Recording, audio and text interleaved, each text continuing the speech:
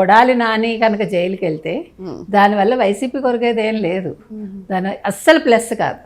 ఇప్పుడు చెవిరెడ్డి చెప్పాడని మనం మళ్ళా మన అందరం జైలుకి వెళ్ళిపోదాము అంటే, ఇప్పుడు జగన్మోహన్ రెడ్డి జైలుకి వెళ్తే ఒక కేసు తర్వాత 29 కాదు కదా 30 వచ్చిన కేసులు నడుస్తూనే ఉంటాయి. మొన్న అంబటి జైలుకి వెళ్ళినప్పుడు నేను జారి పడ్డాను, నాకు అక్కడ కంఫర్ట్ లేదు అది ఇదని చెప్పేసి బయటపడ్డారు. ఇప్పుడు నానిని కూడా, కొడాలి నానిని కూడా జైలుకి వేస్తే పాపం హార్ట్ పేషెంట్ కదా, అలాంటి కొంచెం కూడా సింపతి లేకుండా జైలుకి వేసేస్తారా అని ప్రజలు అనుకుంటారేమో అని ప్లాన్ గీస్తారేమో మేడం.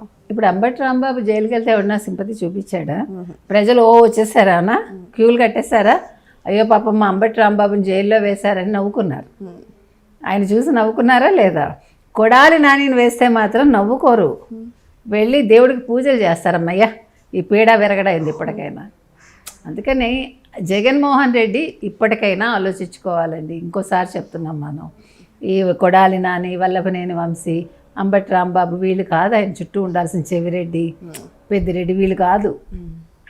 జరిగినవన్నీ కూడా వదిలేసి ఇప్పుడు కొత్త క్యాండిడేట్స్ని తీసుకుని వాళ్ళ నెక్స్ట్ ఎలక్షన్స్లో ఎలా నిలబెట్టాలి.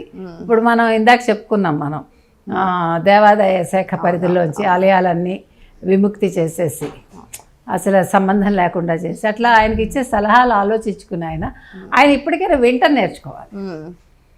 ఇప్పుడు తండ్రి చెప్పినప్పుడు వినలేదు, ఇంతమంది సలహాదారులుండి వినలేదు, ఇంతమంది మంచి చెప్పేవాళ్ళుండి వినలేదు. కాబట్టి మనిషి ఎప్పుడూ కూడా పదవి ఒకటే కాకుండా అసలు ముందు నేను ప్రజలు ఏమనుకుంటున్నారు నేను ప్రజల్లోకి వెళ్తే అనేది ఆలోచించుకోవాలి.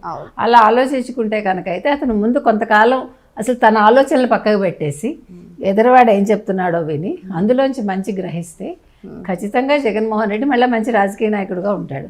లేదంటారు జీవితకాలం ఒక నెగిటివ్ ముద్రను మోస్తూ జైల్లో మాత్రమే గడుపుతాడు ఆయన. అందులో మనకేం సందేహం అక్కర్లే.